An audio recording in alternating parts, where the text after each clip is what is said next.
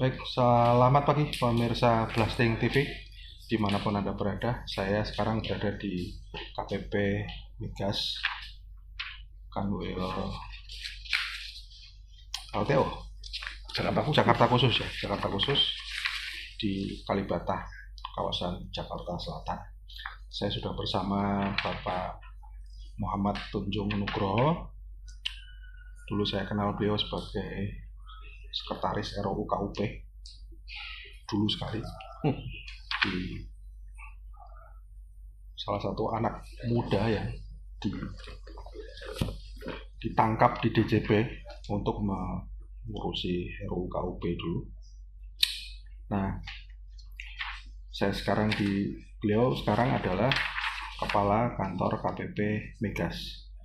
Nah, kita mau bertanya kepada beliau, mencari tahu apa aktivitas dia di sini dan apa program dia, apa yang kemudian wajib pajak bisa rasakan dan apa harapan beliau.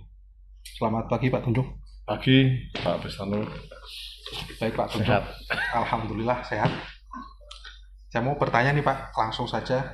Pak, karakter wajib pajak di sini, karena ini KPP yang isinya hanya perusahaan migas, dan mungkin Bapak bisa cerita dulu sejarahnya bagaimana sih dulu kok bisa ada KPP Migas itu, karena sebelumnya kan tidak ada ya Pak? Nggak ada, dulu Badora ya. Baik. Badora orang asing dulu.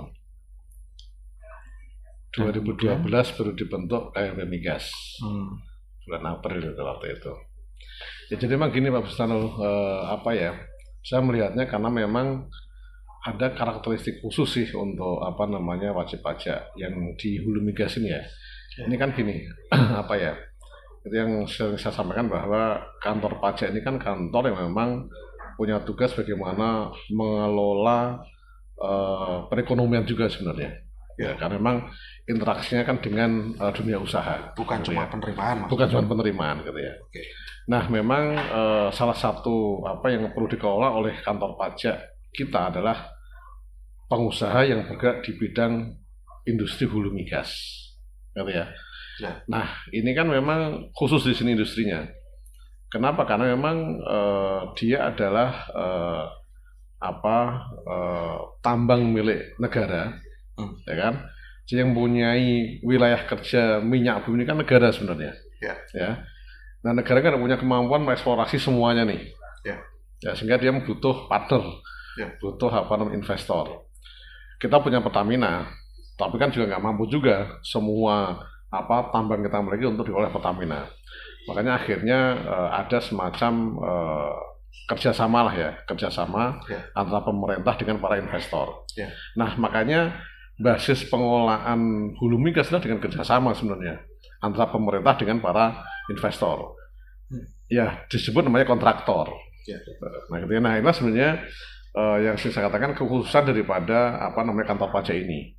Karena memang kantor pajak ini bukan cuma bekerja dengan undang-undang perpajakan, ya, undang-undang KUP, PPH, PPN gitu ya, tetapi juga bekerja dengan kontrak. Karena basis operasinya para pelaku usaha di sini dengan kontrak. Ya, di mana kontrak juga suatu undang-undang juga, kan yang mengikat setara undang-undang juga, mengikat antara pemerintah dengan para kontraktor itu para investor. Nah, sehingga ini yang saya kira memang perlu perhatian tersendiri, perlu treatment tersendiri, dan juga perlu kantor tersendiri akhirnya. Ya, dibentuk suatu KPP Migas ini. Harapannya apa? Biar seluruh pelaku usaha di bidang industri migas ini memperoleh pelayanan yang standar, perlakuan yang standar, termasuk pengawasan yang standar juga. Dengan adanya berbagai macam kontrak itu tadi, apakah, karena saya tahu Bapak dulu terlibat banyak di perumusan RUU KUP, apakah pengalaman Bapak itu punya view yang lain akhirnya terhadap isi kontrak itu, sehingga karena untuk memelototi berbagai macam kontrak itu Bapak punya ilmunya loh. Iya, memang gini Pak Bustano. Jadi awalnya dulu saya berpikir begini, harusnya hukum publik, undang-undang KUP itu kan berlaku untuk seluruh wajib pajak harusnya kan. Ya. Artinya semua pelaku usaha harusnya sama dong, netral dong. Ya. Semua pelaku usahanya mau dagang, mau migas, mau pabrik rokok, harusnya kan sama semua nih. Perlakunya sama gitu ya. Memang ternyata begitu saya masuk ke sini dan saya coba pelajari betul, ternyata nggak bisa semuanya full implemented ternyata. Itu tuh sebenarnya. Karena memang tadi saya katakan, memang kontrak itu yang juga dia agak setara undang-undang, dia mengatur hal khusus juga kadang-kadang. Baik itu hukum formilnya maupun hukum materialnya. Contoh sederhana nih, ya dalam konteks untuk pengelolaan hulu migas ini, di sini ada SKK migas, gitu ya, ada ESDM, ya kan. Nah, SKK migas, ESDM sebagai wakil pemerintah nih, untuk apa ya tadi? Mengawasi, mengendalikan, dan mengelola operasionalnya K3S. Dari sisi reporting saja, pencatatan saja, ini berbeda nih. Catatan antara K3S dengan wajib pajak berbeda nih. Karena dia ada interaksi dengan SKK migas.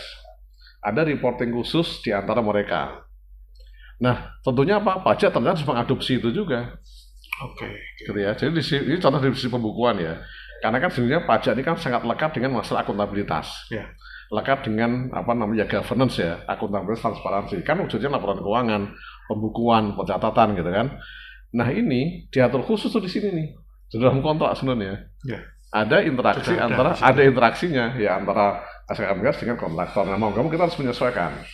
Itu contoh ya. Migas tadi itu. Gitu. Mungkin Bapak bisa kasih view juga ke kami. Audit BPK itu pernah menyebut bahwa selalu ada problem antara prevailing dan non prevailing dalam penerapan PPH. Penerapan PPH-nya itu PPH-nya tahun sekarang atau tahun yang dulu. Ini kan kadang-kadang BPK nyebut di satu pihak kok ini pakai tahun sekarang, di lain pihak kok pakai tahun yang dulu. Ini nggak konsisten gitu.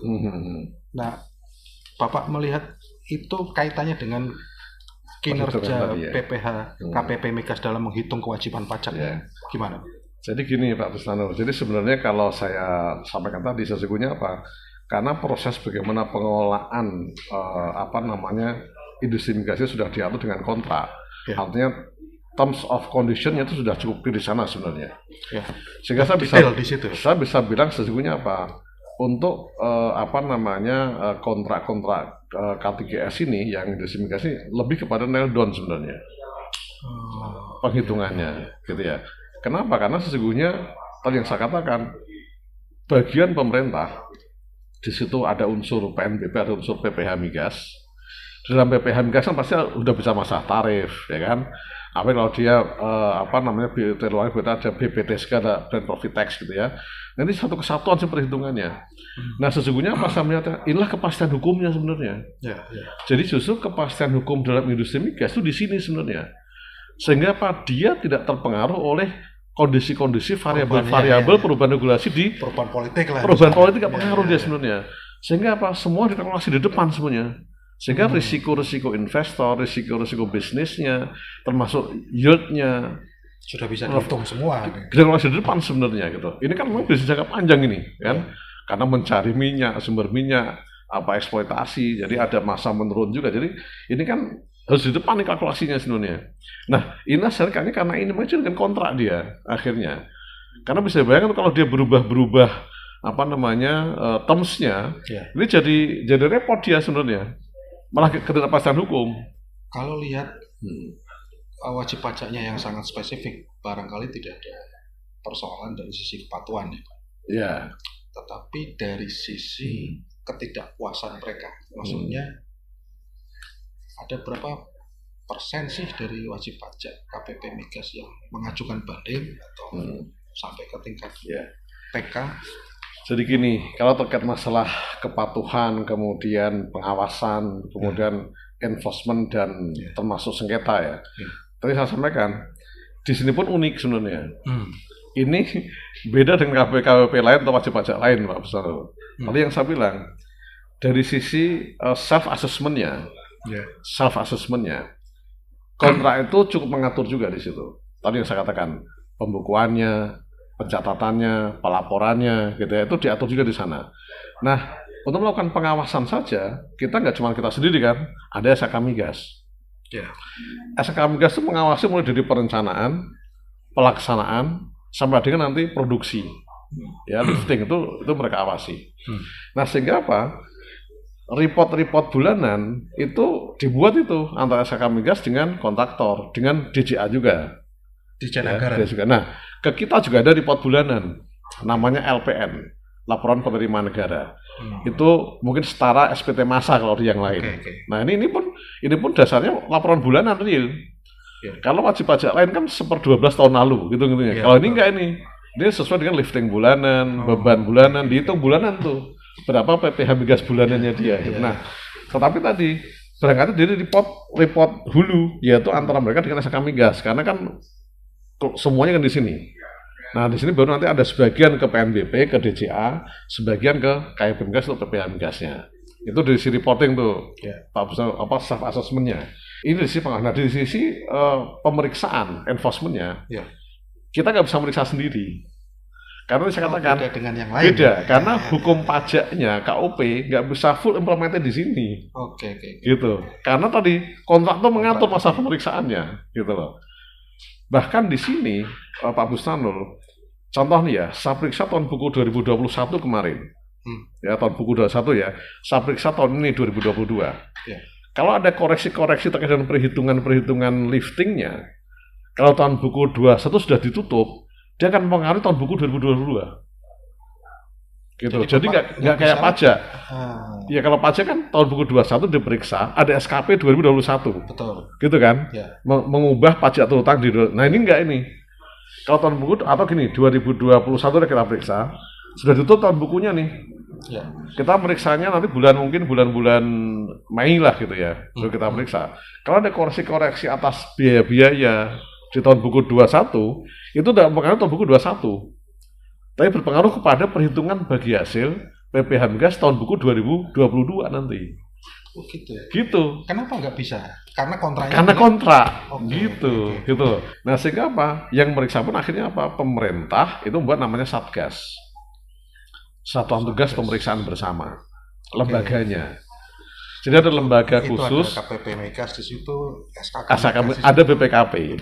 Nah, sebagai wakil pemerintah juga, auditor pemerintah. Jadi untuk memeriksa atas praktek pengelolaan migas tadi itu, ya, yang sehari-hari dan sebenarnya diawasi oleh SKK dan KIP Migas, gitu ya. Nah, pemerintah sebagai negara, ya, dan bentuk namanya lembaga auditor tadi itu, namanya Satuan Tugas sebagai wakil pemerintah, untuk melakukan mengaudit apakah prosesnya sudah sesuai dengan kontrak dan aturan yang ada, gitu sebenarnya. Termasuk misalnya menentukan besaran cost recovery. Cost recovery. Nah, di situ ini cost-nya benar atau tidak, liftingnya benar atau tidak, gitu ya. Perhitungan bagi hasilnya, tarifnya benar atau tidak, gitu ya. Tarif BPT-nya benar apa tidak. Nah, sehingga sesungguhnya apa? Semua pemeriksaan terkait dengan PPh pajak migas dan bagi hasil ini yang berwenang adalah Satuan Tugas Pemeriksaan Bersama sekarang. Oke. Gitu Pak Busnul. Luar biasa. Gitu. Kita pemirsa ini baru tahu ya bahwa di SKK Migas ini SKK yang KPP Migas ini KPP yang sangat-sangat spesifik. Pak Tunjung, satu lagi, ini pertanyaan terakhir. Saya lihat Pak Tunjung banyak aktivitas di sini, bikin majalah lah, segala macam. Suasana kantor jadi hidup. Dan pada saat yang sama harga minyak itu lagi naik. Kabar gembira untuk KPP Migas. Ngomongin target tahun lalu dan tahun ini, Pak. Lalu kegiatan-kegiatan yang ada di kantor ini itu apa sih tujuannya? Tujuan Bapak berinisiatif membuat majalah, dan seterusnya itu apa tujuannya? Jadi gini Pak Busnul, saya masuk ke sini itu kan akhir Agustus 2020, pas COVID itu kan ya. COVID. Oh, itu pas tinggi-tingginya itu Pak? Pas tinggi-tingginya, Juli Agustus ya kan. Masuk kondisi WFH, WFO ini kan. Nah, waktu itu saya begini, saya buat moto dulu waktu itu. Saya bikin moto, yaitu apa? Sehat, semangat, produktif, bahagia. Nah, ini dulu nih, ini yang saya bangun dulu nih. Karena saya harus membangun cara berpikir baru, mindset baru kepada tim saya. Ya kan? Saya bilang nomor satu harus sehat dulu nih kita nih. ya, amankan kesehatan karena kondisinya kayak gini kita, ya kan. Makanya sehat nomor satu, ya, karena kalau kita nggak sehat kita nggak bisa ngapa-ngapain ini. Yang kedua, semangat. Nah ini dia nih. Jadi kondisi apapun, mau kita WFH, mau ya pakai WFO, harus semangat karena semangat adalah modal segala-galanya. Motivasi, semangat, militansi, dan nanti kualitas pekerjaan tergantung pada ini masalahnya. Ya kan? Jadi tugas kita sehari-hari, pekerjaan sehari kita tergantung pada motivasi dan semangat kita tuh apa, militansi kita tuh apa. Nah, saya dorong teman-teman bahwa kita harus punya peran lebih dalam konteks menjadi fiskus ini, kantor pajak ini. Kenapa? Karena kantor pajak bukan cuma sekedar sebagai pemungut pajak sesungguhnya, tapi kita harus membantu, khususnya menjadi yang garda terdepan untuk mendorong good corporate governance sebenarnya. Apa ini maksudnya itu? Ini yang saya pengen bangun kepada teman-teman ini. Jadi gini, kita harus menyadari bahwa keberadaan kita, eksistensi kita, keberadaan kantor pajak ini bukan cuma sekedar memindahkan uang kas dari perusahaan ke kas negara. Bukan semua sekedar itu. Tapi di balik ini, itu ada banyak proses di situ. Ya, kalau kita bisa membangun good corporate governance, semua wajib pajak pelaku usaha di sini, ya bisa dibayangkan itu. Otomatis pembukuannya bagus, pencatatannya bagus, pelaporannya bagus, akuntabilitasnya bagus, yang punya dampak ya negara akhirnya, ya karena sesungguhnya makroekonomi kita ini, ya jadi akuntabilitas, validitas, kualitas makroekonomi tergantung pada kualitas mikroekonominya, yaitu para pelaku usaha. Kalau mikroekonominya istilahnya bahasanya mungkin agak ini brengsek gitu ya, jangan harap makroekonominya akan berkualitas. Paling hanya mungkin luaran-luarannya, tapi kan suatu titik akan ketahuan itu sebenarnya nggak bagus gitu loh. Tapi kalau mikro ini yang kita bangun, pelaku usaha, pengusaha kita bangun betul good governance-nya, ini yang akan mendorong kita akan sustainable sebenarnya gitu. Nah harapan siapa? Busnano dengan tadi kita sehat, semangat, motivasi tinggi, produktivitas tinggi memberikan manfaat banyak, kita bahagia. Nah, gitu. Nah, ini harus nyambung itu. Ini kebahagiaan kita di situ saya. Soal target penerimaan belum tadi. Oh iya, nah target begini. Nah, ini kan memang target itu kan resultan dari macam-macam ya. Jadi resultan di kondisi ekonomi gitu ya, kemudian effort kita juga gitu ya. Makanya alhamdulillah tahun 2021 itu ya kondisinya lebih baik dibanding tahun 2020 memang ya. 2021 alhamdulillah kami bisa surplus 6% dari target. Jadi kita 106% dibanding target ya. Nah, memang ditopang oleh apa? Memang PPh migas cukup baik. Ya kan memang harga minyak kan lumayan tinggi ya. 21 kemarin. Karena memang kan komponen PPh migas kan ya lifting sama harga minyak, ya kan. Lifting memang relatif stabil ya, tapi memang harganya cukup tinggi sehingga memang ya alhamdulillah kita bisa menopang penerimaan KPP, penerimaan Kanwil ya, Jakarta Khusus juga peran nasional juga, sehingga jadi surplus lah gitu. Karena surplus hampir sekitar 5 triliun dari target untuk PPh migas. Iya, lumayan juga itu. Jadi surplusnya hampir 5 triliun. Itu PPh migas. Nah, PBB migas kita juga surplus ya. Jadi beberapa saya juga lakukan pengawasan ya untuk PBB migas ya. Kalau PBB migas kan sudah relatif terstabilisasi kan, karena sudah ada lifting, kemudian ada NJOP dan sebagainya, ini kan kita sudah hitung, tapi juga beberapa kita lakukan pengawasan enforcement, sehingga memang ada surplus juga untuk PBB migas. Nah, ini bisa menopang juga untuk penerimaan di KPP dan Kanwil, gitu. Sehingga memang tahun lalu alhamdulillah kita 106% ya, jadi target ya, jadi target itu 60 targetnya 45, sekian triliun ya, kita bisa 52, sekian triliun. Gitu, realisasinya ya gitu. Untuk tahun ini gimana Pak? Nah tahun ini ya kami sih memang PPh migas ya tumbuh ya dari target tahun lalu. Nah memang secara keseluruhan kita sih target 67,7 triliun tahun ini ya. Nah sampai dengan bulan Februari kemarin kita sudah 2,5%. Hampir sepertiganya. Ya itu termasuk paling tinggi untuk KPP non Pratama ya, kita paling tinggi. Termasuk pertumbuhan kita juga lumayan tinggi juga, sudah 58%. Ya tadi mungkin ditopang oleh harga minyak juga yang masih relatif tinggi ya. Di samping ya effort kita juga ada sih effort. Memang ada beberapa gini Pak Busnanul. Kami juga melakukan effort beberapa PPh migas ya tahun-tahun dulu yang belum dibayar itu kita tagih sekarang juga, termasuk tahun lalu juga. Jadi bukan sekedar murni hanya harga, bukan ya, harga iya, tetapi kami juga ada effort. Nah effortnya tadi kami coba cek tadi yang saya bilang, membandingkan antara FKR final yang SK Migas dengan data SPT. Nah kami temukan tuh beberapa ternyata nggak matching antara perhitungan SK Migas dengan SPT dia MPN kita. Itu kami tagih, ya.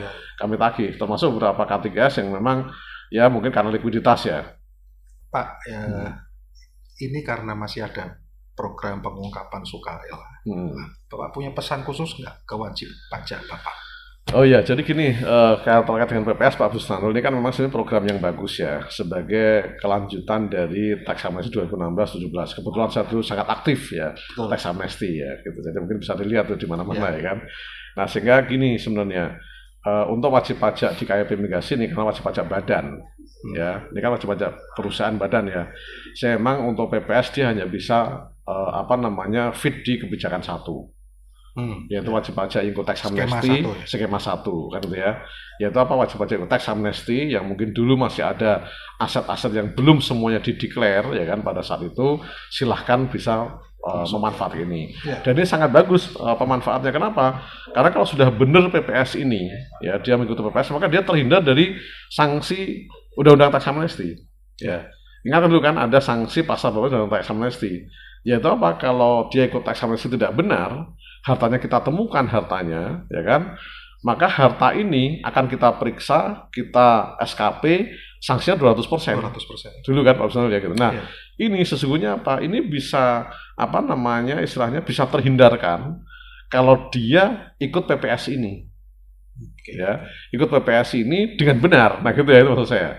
Maka saya berharap sebenarnya menghimbau wajib pajak yang dulu ikut tax amnesty ya, masih ada dan dulu merasa entah karena mungkin terlewat atau memang sengaja atau nggak sengaja lah gitu ya, dan memang ada yang belum dilaporkan, kalau mungkin masih ngetes pemerintah juga misalnya gitu ya.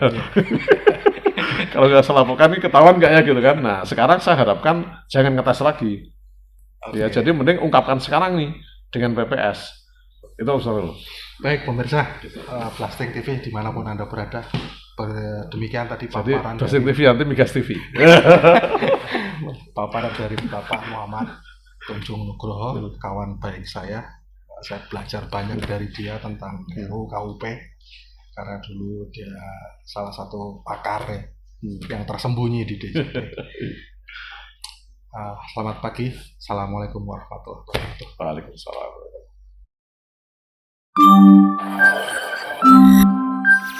Thank you.